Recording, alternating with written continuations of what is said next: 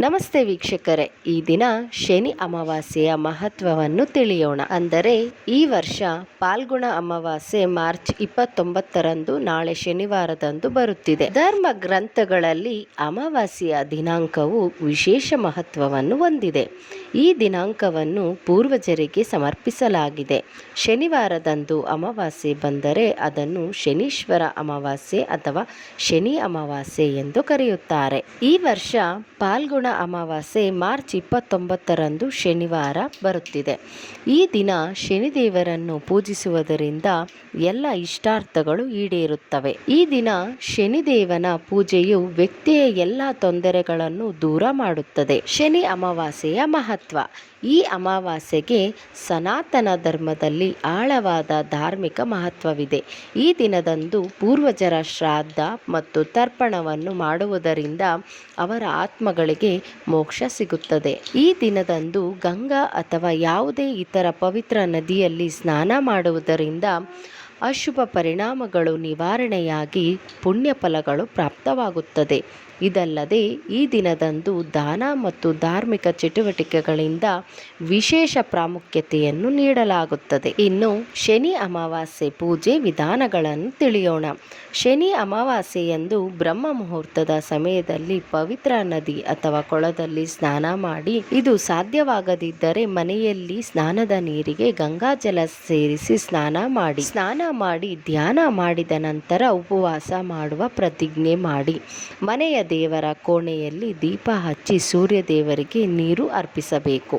ಈ ದಿನ ಬೆಳಗ್ಗೆ ಬೇಗನೆ ಶನಿ ದೇವಸ್ಥಾನಕ್ಕೆ ಹೋಗಿ ಪೂಜೆ ಪುನಸ್ಕಾರಗಳನ್ನು ಪಾಲ್ಗೊಳ್ಳಬೇಕು. ಪೂಜೆ ವಿಧಿವಿಧಾನವನ್ನು ಸರಿಯಾದ ರೀತಿಯಲ್ಲಿ ಮಾಡಿ, ಸಾಸಿವೆ ಎಣ್ಣೆಯಲ್ಲಿ ಕಪ್ಪು ಎಳ್ಳನ್ನು ಬೆರೆಸಿ ಶನಿದೇವರಿಗೆ ಅಭಿಷೇಕವನ್ನು ಮಾಡಿಸಬೇಕು. ಪಿತೃದೋಷ ನಿವಾರಣೆಗೆ ಸಂಬಂಧಿಸಿದ ಕೆಲಸವನ್ನು ಮಾಡಿ ಮತ್ತು ಶನಿಗೆ ತರ್ಪಣ ಅರ್ಪಿಸಿ ಮತ್ತು ಪೂರ್ವಜರ ಹೆಸರಲ್ಲಿ ದಾನ ಮಾಡಬೇಕು. ಈ ದಿನ ಶನಿದೇವನಿಗೆ ನೀಲಿ ಹೂಗಳನ್ನು ಅರ್ಪಿಸಿ ಮತ್ತು ಶನಿ ಚಾಲಿಸ ಅಥವಾ ಶನಿ ಸ್ತೋತ್ರವನ್ನು ಪಠಿಸಬೇಕು.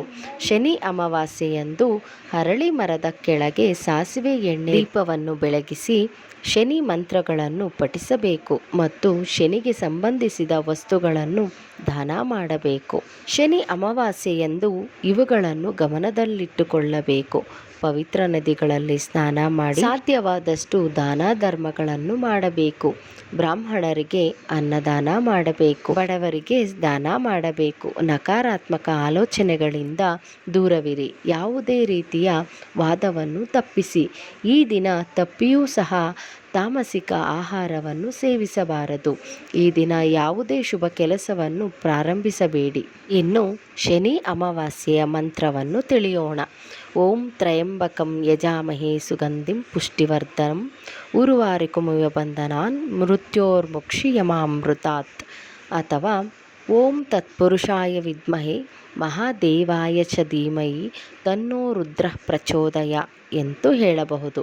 ಅಥವಾ ಓಂ ಪಿತೃದೇವತಾಯ ನಮಃ, ಓಂ ಶಂ ಶನೇಶ್ವರಾಯ ನಮಃ, ಓಂ ಶ್ರೀಂ ಹ್ರೀಂ ಕ್ಲೀಂ ಶ್ರೀಂ ಶನೀಶ್ವರಾಯ ನಮಃ, ಓಂ ನಮಃ ಶಿವಾಯ ಅನ್ನು ಗಾಯತ್ರಿ ಮಂತ್ರವನ್ನು ಪಠಿಸಬಹುದು. ಈ ಮಂತ್ರಗಳನ್ನು ಪಠಿಸಬೇಕಾಗುತ್ತದೆ. ಧನ್ಯವಾದಗಳು ಸ್ನೇಹಿತರೆ, ಎಲ್ಲರಿಗೂ ಶುಭವಾಗಲಿ.